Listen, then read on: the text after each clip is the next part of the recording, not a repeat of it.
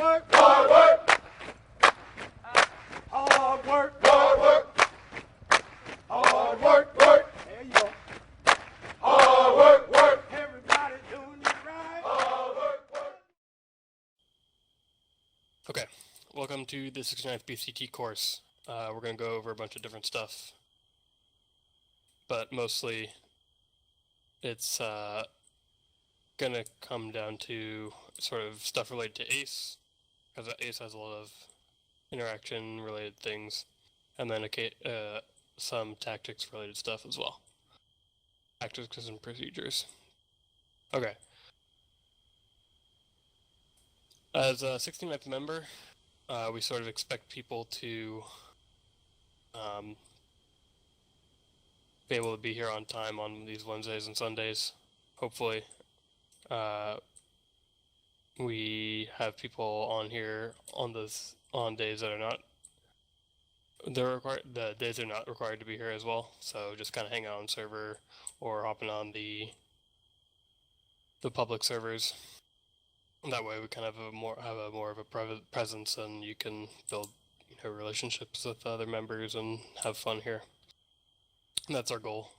Every member, when they join, our goal for them is to have fun, because this is a video game, and well, we wouldn't want you to be playing this game if you weren't going to be having fun. So we do all that we can to achieve that goal.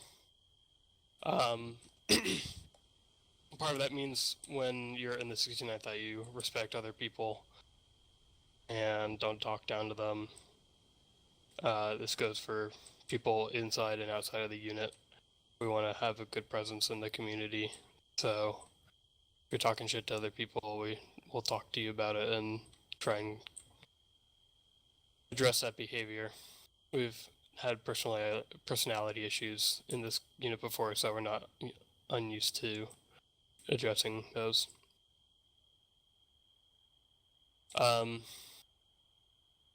Basically, we're a milsim unit, but we're not super hardcore. We're pretty casual. What we do that's more hardcore will be an attempt to challenge you guys. We're going to be switching to a more advanced medical system, which you guys will hopefully get used to. And none of this stuff is to make it more milsim.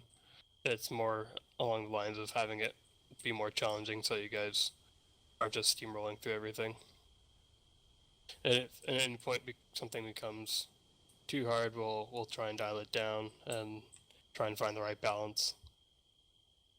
We use sort of small team tactics and teamworks.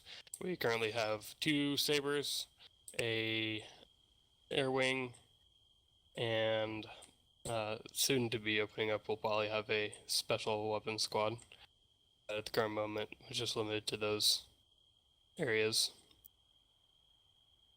Okay, so the training outline for today is we're going to be giving you your gear, and then we're going to be heading through the courses, starting off with the grenade course, and then heading through the various courses after that, at the end of which you'll be given your BCT certification tomorrow if you're around for.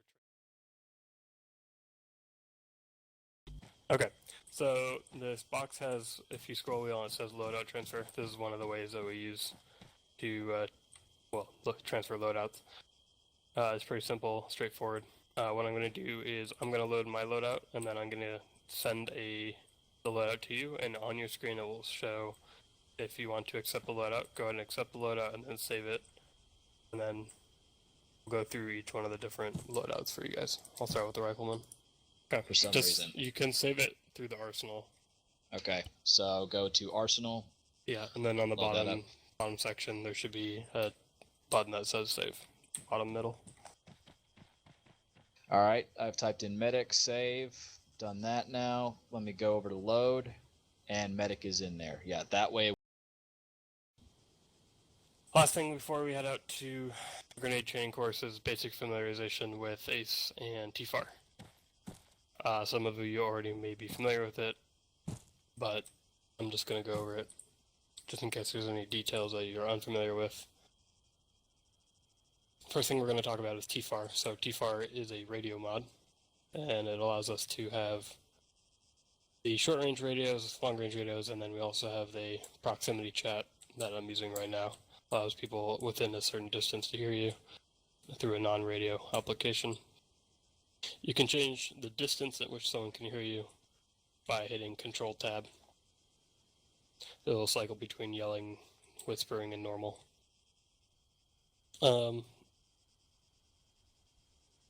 Generally, after we've finished a briefing or doing a debrief, it's courteous to switch to whispering, and when you're gathered with your team or squad, that way people outside of your team or squad aren't being confused about what's being said.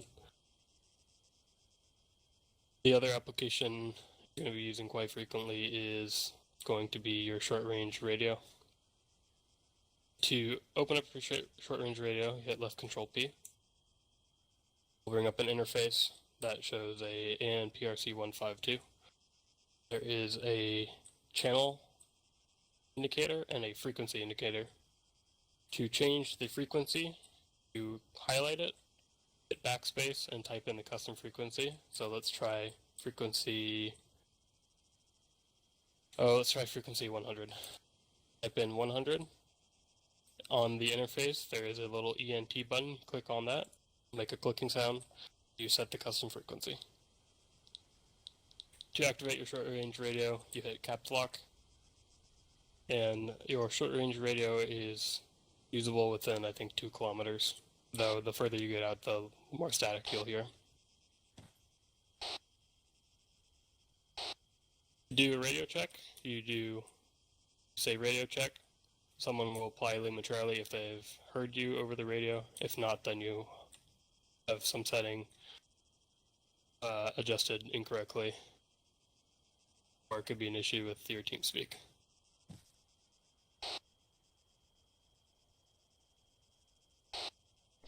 Lima Charlie. Help me. Anybody not hear Throck? Okay. It looks like everybody's radio is working. There's additional features you can use on the radio to increase or decrease the volume on the top there.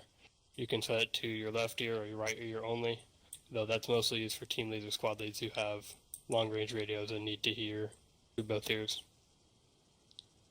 Additionally, you can set alternative frequencies, so that's also useful for team leads and squad leads.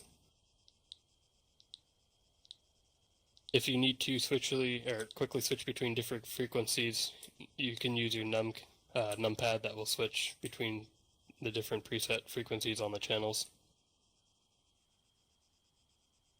And that's about it. Anybody have questions about how to use TFAR? No? All right, it's pretty straightforward.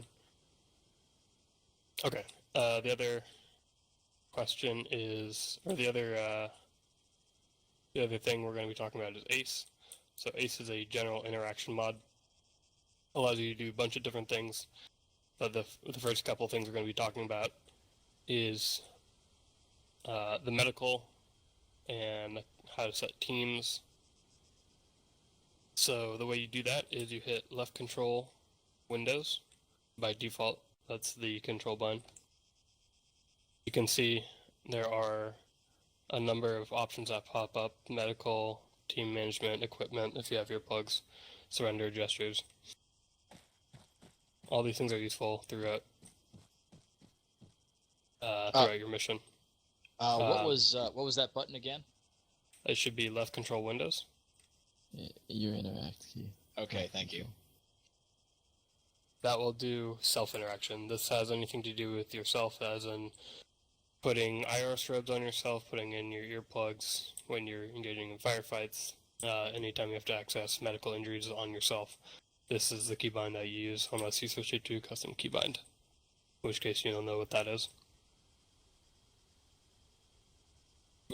Just for austerity's sake, everybody make sure you have your earplugs in, because we will be using live fire training. Okay. The other keybind is Windows, which you guys are already somewhat familiar with when you sat down on the chairs. This will allow you to access everything else that has interaction attached to it. So for vehicles, you can attach a strobe, or you can If we had it enabled, you could refuel vehicles or things like that. Anything that's basically everything else that's not you, that you're able to interact with, that's the keybind I use. If you want to heal somebody with medical, you can do that. If you have to tap them on the shoulder or join the group, that will be done fairly often at the beginning of a mission. That is the keybind I use. If there's any customized settings you want to adjust, you can always hit escape and go to ACE options, and there's a number of options you can use there to sort of customize your experience in terms of how ACE works. If you want to change any key bindings, you hit escape, configure, and then at the bottom says configure add-ons, and then you go to the ACE section and you can configure custom key bindings through that.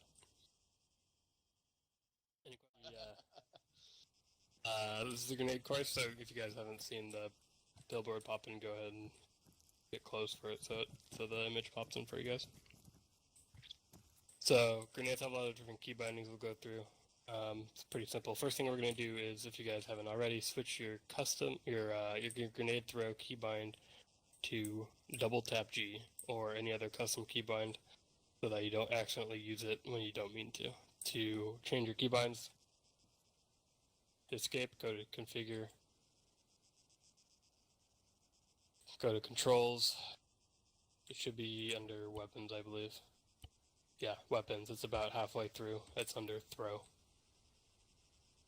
The default for most people is just double tap G.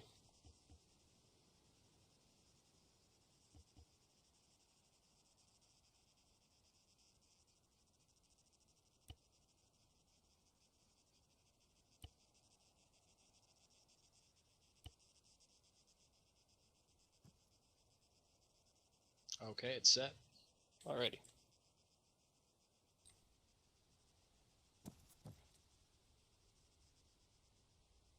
The procedure for throwing grenades is you say grenade out, or frag out.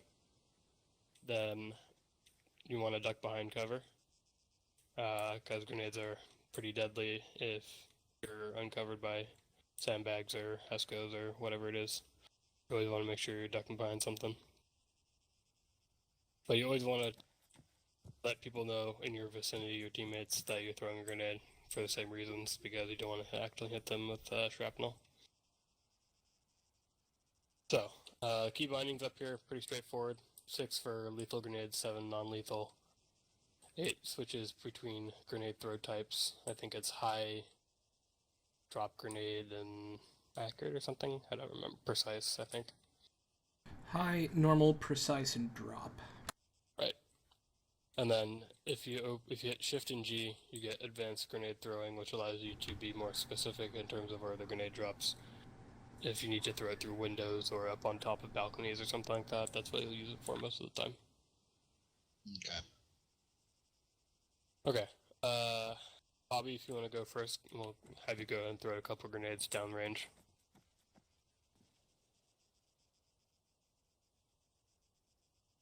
Grenade out.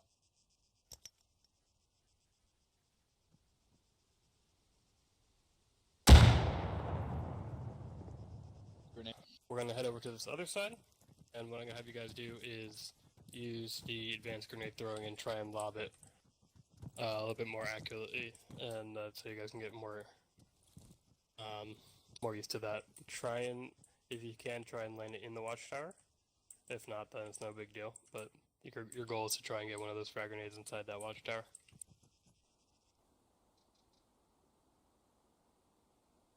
Grenade out.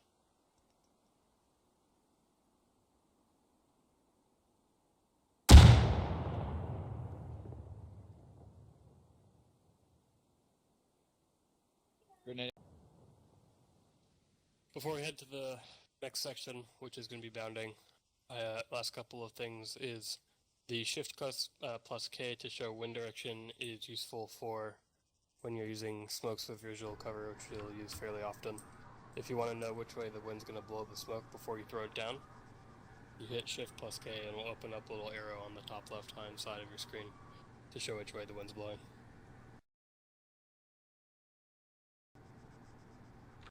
Damn, I'm glad I went through the refresher because I totally, completely forgot that.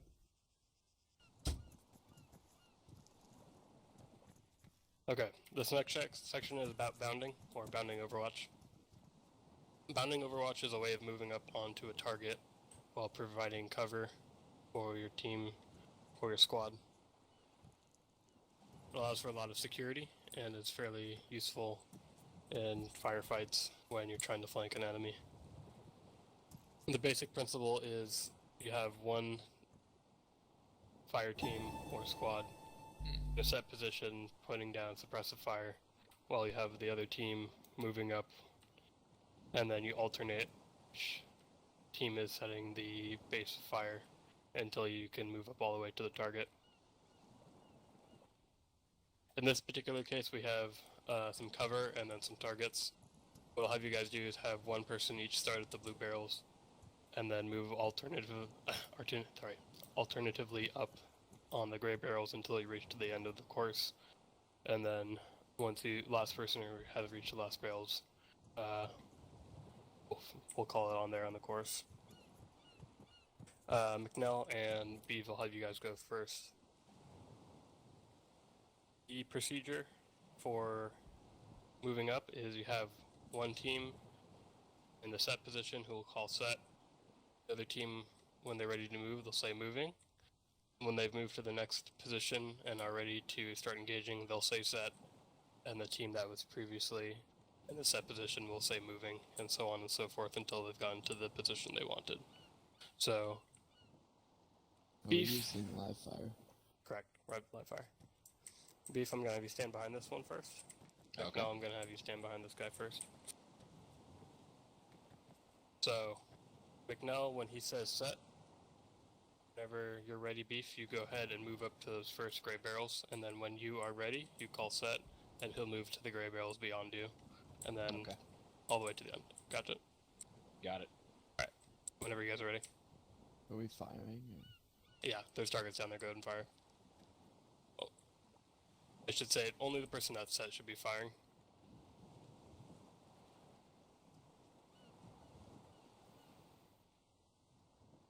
So McNell, whenever you're ready. One second.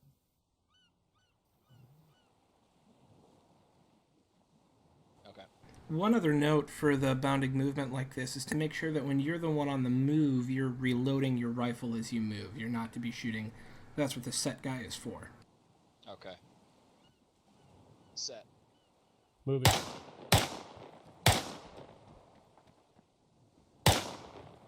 Set. Moving.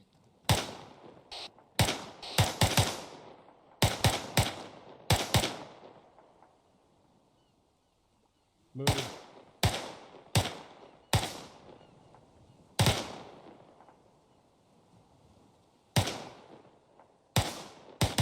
Set.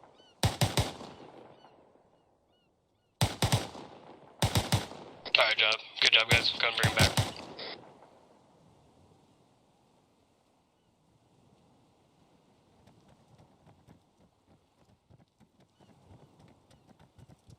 Okay, so bounding movements, it can be done with buddy teams like you guys just did.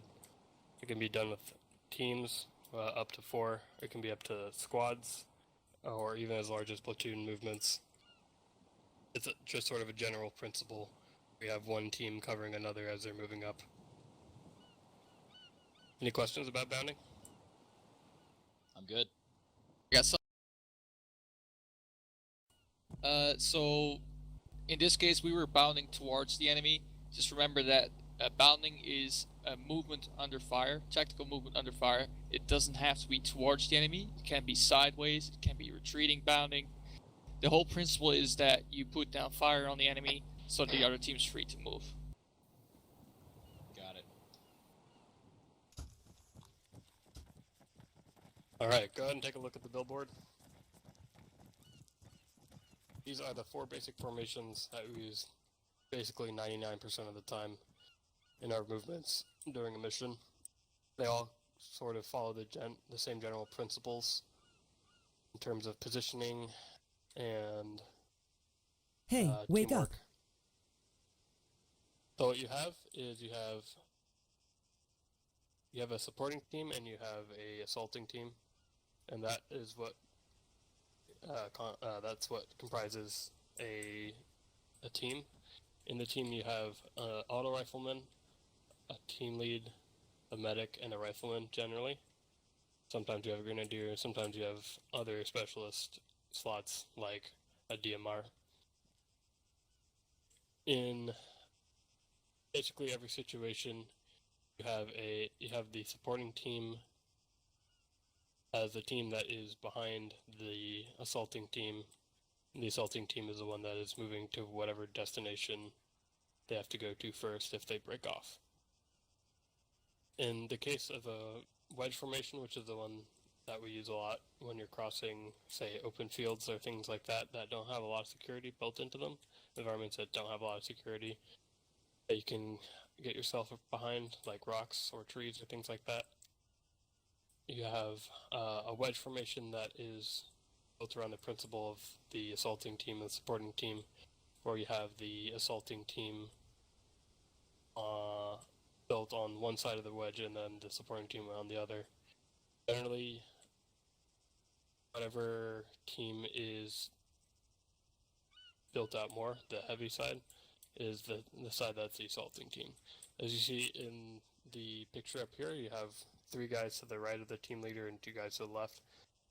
So what you would have there is the 2 guys, including the team leader, are the supporting team, and the 3 guys on the right are the assaulting team.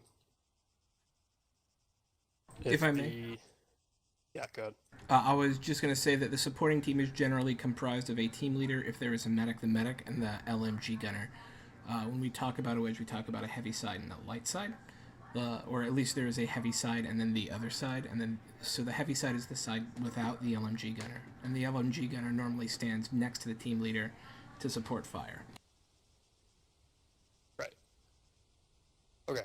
The other general principle with all formations is you want to have your medic pretty much be the one that's being protected the most, so he's always going to be towards the center of the formation, and then you have your supporting units sort of towards the back or the rear or the sides in the case of the line formation. That way they can provide security on flanks. Okay, first thing we're going to do is we're going to do a wedge formation. We have enough of you guys here that we can actually build that out. So if you need to use the visual example here, go ahead. Let's go ahead. I'll be the team lead. You guys can build it off me. Bobby, you have a grenadier, so I'm just going to say, although that's not usually the assaulting team, or that's not usually the supporting team role, but well, we won't worry about that for now. We'll just kind of build out the formations. We'll worry about the support and assaulting team when you guys deal with saber training within your own sabers. Okay. So pretty simple, straightforward. It looks like an upside down V. The important thing with formations when you're moving is you want to maintain about 10 to 15 meter distance between you and the next person. That way any large impact explosives like IEDs or grenades or tank shells won't take out the entire squad if they're too bunched up. You want to maintain a good distance. Can we get there so we can see it? Yeah.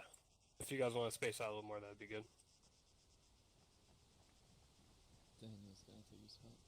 Yeah, there's some Sure, things in the go way, ahead. so we'll just assume that there's more space. Alright, But yeah, that should probably be good. what's really useful for spacing is if you look at the bottom of the screen, there's ShackTac HUD that will help you sort of indicate how far you should be from your teammate. The first circle I think is 5 meters, the next one 15, and the last circle is 30 meters. So you can use that as a tool to help you make sure you get the right spacing. Anytime your squad is stopped in any sort of formation, you always want to make sure you're in a 360. 360 is a basic way of protecting your perimeter from any sort of hostile or insurgent forces what it means is that the people are in your squad are set up in a circle, roughly, watching all the different angles around you. So the people towards the 6 are watching the 6, and the people on the side are watching your both 90 degrees from your left and right from the front of the formation. It's really important during missions, specifically because sometimes we have the Zeuses try and infiltrate your formations if you're being really sloppy, and they'll kind of let you know that you're not doing a good job. So anytime your formation is stopped, you always want to make sure you're immediately ducked down and go into a 360 position so it can cover all your surroundings. Okay, next formation we're going to do is a line formation. Line formation is used when you're moving up onto a hill or onto a target. Reason being, if you're moving over on top of a hill, you're cresting over the hill ideally all at the same time, rather than if you're in a wedge formation, you'd be going over one by one, and that's an easy target to pick apart. You're going over all at once, you have all your firepower coming over at the same time, and they have multiple targets that they have to choose to engage from if you have hostile forces on the other side of that hill. Allows you to put down a lot of suppressive fire into the same general direction, and everybody sort of spots the same targets as they're coming over that hill. Or if you're moving just into a target, generally speaking, your team lead or squad lead can call this formation if he knows that the security on your flanks and your 6 aren't quite as important as the targets that are in front of you. It's the same deal with all formations. X towards the center, support units towards the edges in this particular case since it's a line. Anytime you're stopped, you want to make sure you're in a 360. So the guys on the edges should be watching the 6 or on the sides. And however the team lead delegates the rest of the squad to be watching the different sectors is how you should be set it up. But you should always be, again, in a 360 formation, so anytime you're stopped and you're not taking contact, you always want to make sure you're watching your perimeters. Alright, next formation is a file formation, column formation. They're kind of synonymous. Column is usually just more tightly spaced. File formation is used mostly when you're moving through dense areas like jungles or forests. Also is used when you're moving through cities. It's basically the formation they use when you're trying to get from point A to point B as quickly as you possibly can. Again, same deal, you're trying to provide security anytime you're not moving, and you have your squad medic towards the center of the formation. Last formation is probably the most tricky of any of the formations, is staggered column. So, the way you can think of a staggered column is it's a zigzag. Most people do incorrectly when they're setting up on this formation is they do 2 parallel lines, and that is incorrect. You want to have a zigzag between the different members in your squad or your team. This formation is mostly used when you're moving up through roads or into towns. It gives you a lot of security, allows people to watch a lot in your environment, and again, anytime you're stopped, you should be User joined your looking channel. around and trying to make sure you're not being snuck up on in a 360 formation. Any questions so far about formations?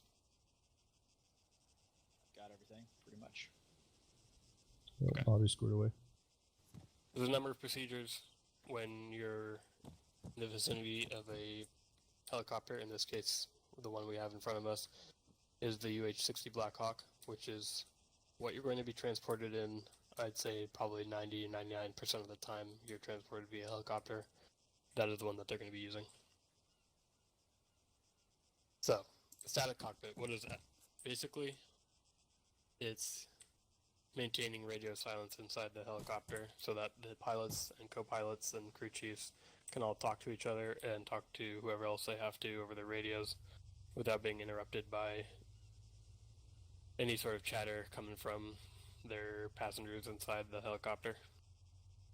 It's really important because there might be some sort of piece of critical information that they're getting from base that maybe they shouldn't be landing in the area or some other thing like that.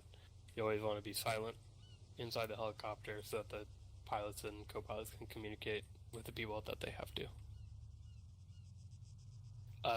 Anytime you're moving around the helicopter, always tell the crew chiefs. They're the guys that are operating the big guns on the side, the miniguns. Make sure you tell them so that they don't accidentally fire. Anytime you're moving, you always want to move around the front of the vehicle. The reason being, you don't want to move around and accidentally get hit by the tail rotor. That will not end up good for anybody involved.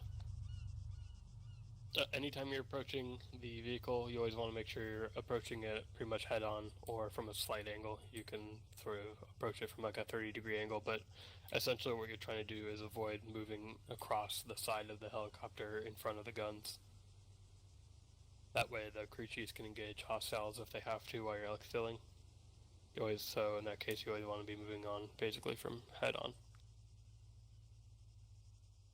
Whatever side of the vehicle you get in is the same side you get out. So if that's important to your team leader, squad lead, make sure you follow their directions.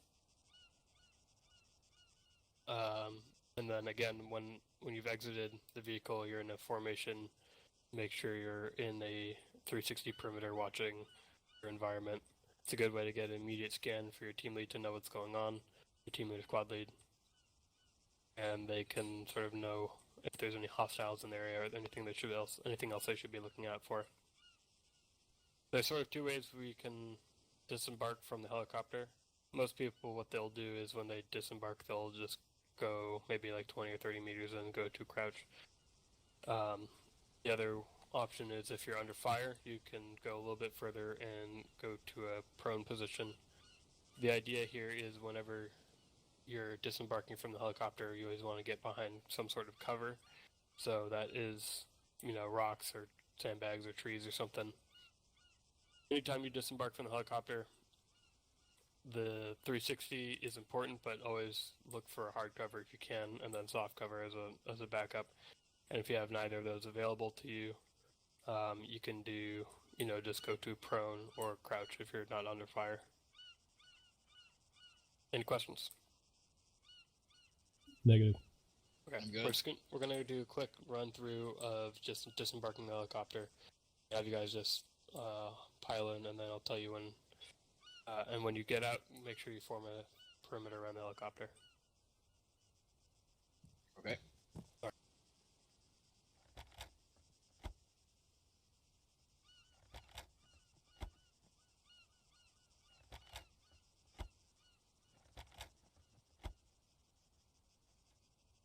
Alright guys, go ahead and dismount, form a 360.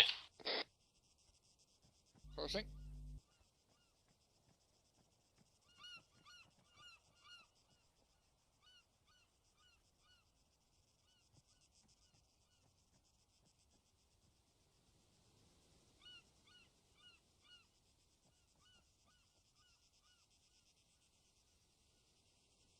Alright, good job.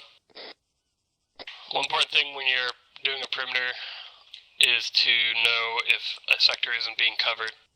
If that's the case, either you can pick up the sector yourself or tell your team lead that the sector is not being covered and he'll delegate somebody to watch it.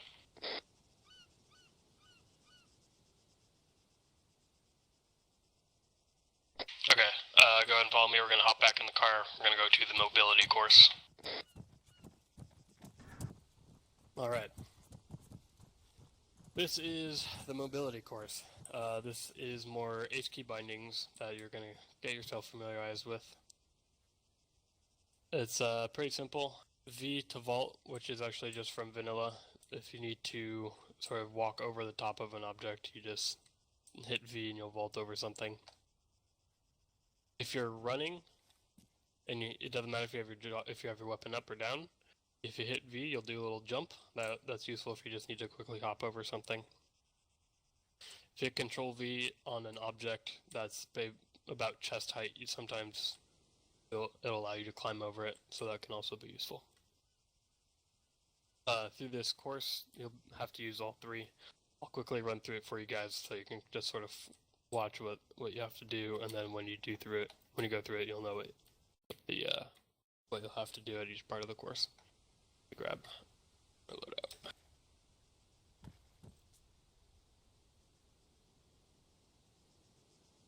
Okay, I'm just gonna use real slow. Come follow me.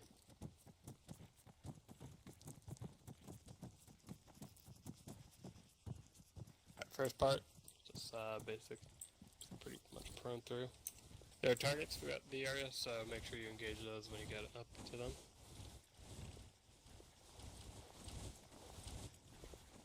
If at some point you get stuck inside an object, just let me know, and I can teleport you. But for see, like looking out there, you came up a little bit too early, so that will happen sometimes. Just make sure you get all the way through the area first before you stand up. Right there is what I was talking about, the little hop. If you go out with like a little bit of speed, it'll allow you to hop over it.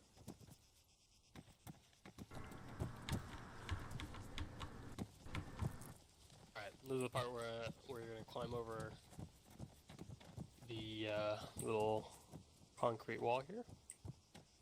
So hit Control V to do that.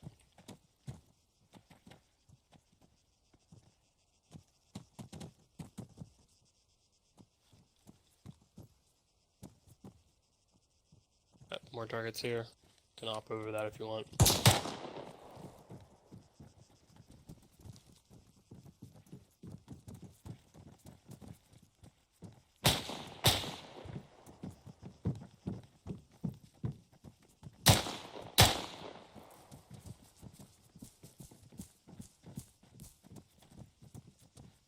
Bleeding purple.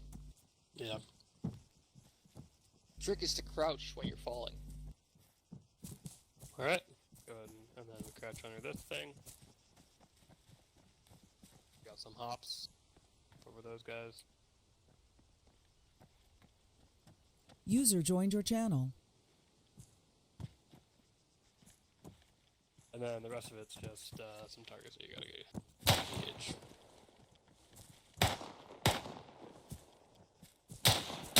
Alright.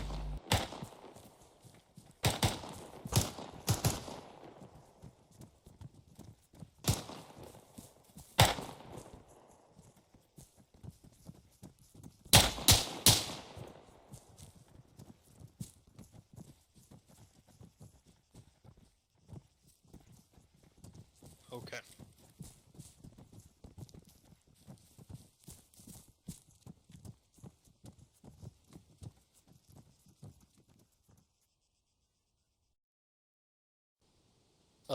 Whenever you're in a 360 and you spot somebody, you have what's called the 3Ds.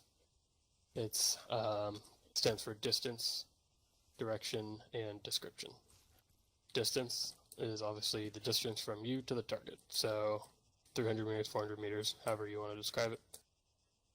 Direction is your bearing from you to the target. So east, west, north, or if you want to be more specific, you got a specific bearing like 120, 280, bring up your compass or your GPS, whichever way it tells you you're looking at, and you read off the number.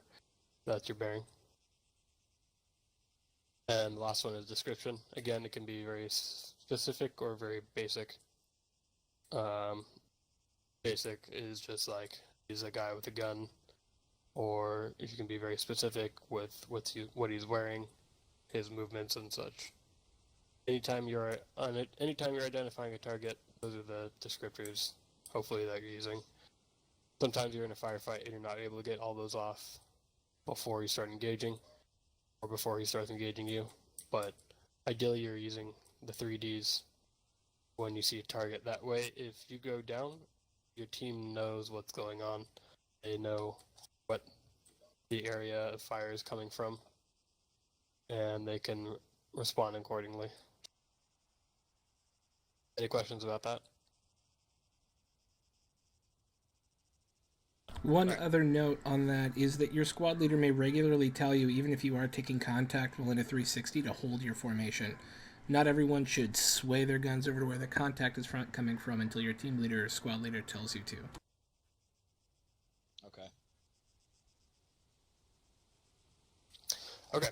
Last thing we're going to go over is shoulder-mounted anti-tank systems. So let's go ahead and hop in the truck. Oh, goody.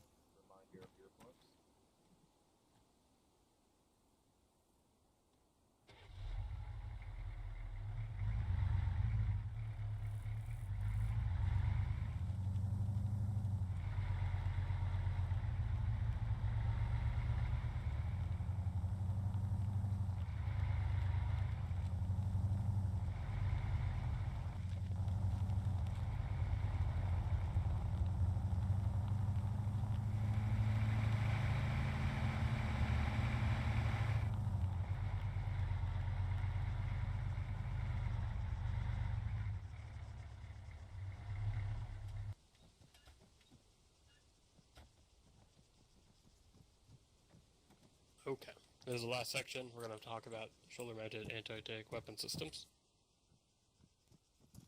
There are basically two different kinds. There are lock-on single-use launchers and guided launchers. The first one we're going to talk about are the single-use launchers.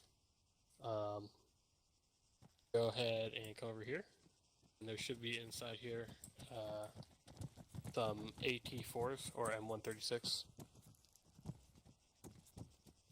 Go ahead and grab those. Can I keep this one? Yeah. Okay. First thing we're going to talk about is the procedure for firing the weapon. What you want to do is, anytime you're firing a shoulder-mounted anti-tank system, is clear your backblast. That means is that when you shoot a rocket, any person standing behind you, make sure they're standing far enough away that they don't get knocked out. Because basically it shoots like at the back of it, it can knock anybody out if they're standing too close. Or if you're standing too close in front of a wall. So these HESCO barriers, you don't want to be standing right next to them when you're shooting these weapons. You want to be standing out in the open, or else you'll knock yourself out. Sorry. The procedure for Happened that 4 to once. Happened to me. You say clear backblast. Someone in your team or squad will say backblast is clear. And at that point, you're ready to fire. You say firing, or fire, fire, fire, or rocket off, or something. Just let them know that the weapon's being fired. And when that happens, you're free to fire. Any questions about that? No? Alright. For the shoulder-mounted, the single-use rockets, they all have the same way of priming them. You hit R, and it will prime the weapon for you. I'll bring up the sights. If you want to adjust the range at which you can hit a target, the zeroing, you hit page up and page down. It will page it up to, I think, 400 meters. I'll make it so basically you just only have to aim on the target if it's up to 400 meters. If it's a little bit further than that, you may have to aim above the target. If you want to make the sights a little bit easier to see through, there is a keybind to open up the little sight on your AT4. If you hit the slash button on your numpad, it will open up the sight a little bit, make it easier to see where you're aiming. Other than that, once you've cleared your backblast, you're essentially ready to fire. Alright, Bobby, go ahead.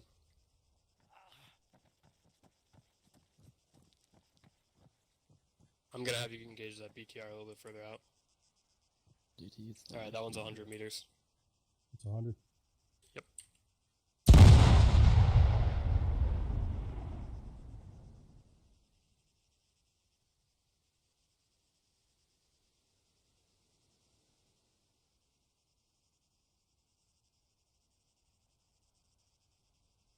Clear backblast. Backblast clear. Rocket out. Woo! Alright, it went over a little bit. It's not a huge issue. Yeah. The main thing that we I'm want to just get down trying to here. use the page up, page down thing. Yeah. The main thing we want to get here is the clear backblast, because that's kind of the most important part. Make sure you don't knock anybody out and don't knock yourself out. Hitting the target right now is not the most important thing. You'll get that down if you need to. Okay. So that is Not an AT guy. That is the single-mounted or single-shot shoulder-mounted weapons. Now we're going to use the guided one. It has a couple more things you have to do to make sure it locks on. So go ahead and grab the Titan Compact from out here.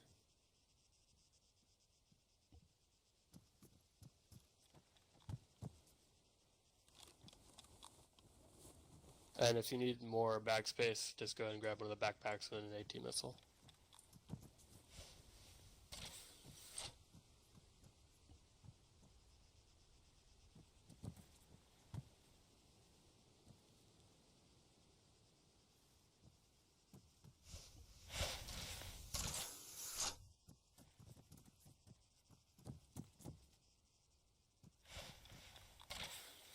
Okay. First thing about these ones is you want to make sure you actually have the missile loaded in. Sometimes people forget to actually do that, to put the missile in their tube, and when they go to lock on, they forget that they don't have something in there to shoot at with. So make sure you do that, hit R, or if you go to inventory, you can just click and drag and put it in the ammo slot there. Okay, so for the guided rocket launchers, there's a couple extra steps that you have to do to lock onto a vehicle. In vanilla, it's usually just hit T, but Ace has you do a couple of extra steps. First thing you have to do is you hit N to switch to thermal vision. You'll see on the display it'll go from day on the top left side to FLTR. The next thing you gotta do is you gotta zoom in. So hit the plus on your numpad and it'll zoom in once. Once you've done that, you're ready to lock onto the target. You press and hold tab.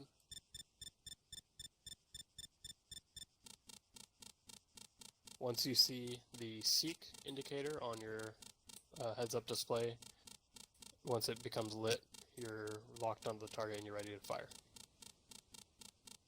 Is anybody having trouble locking onto any of the targets?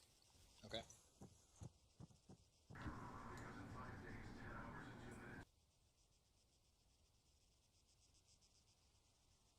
Clear backblast. Backblast clear? Fire, fire, fire.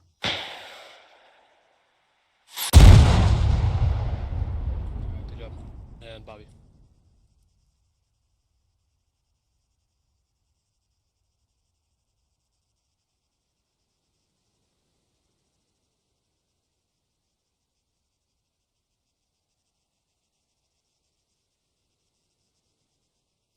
Target lock on, backblast clear.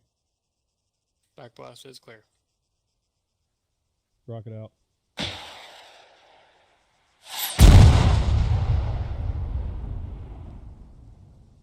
Alright, good job. Good job, everybody.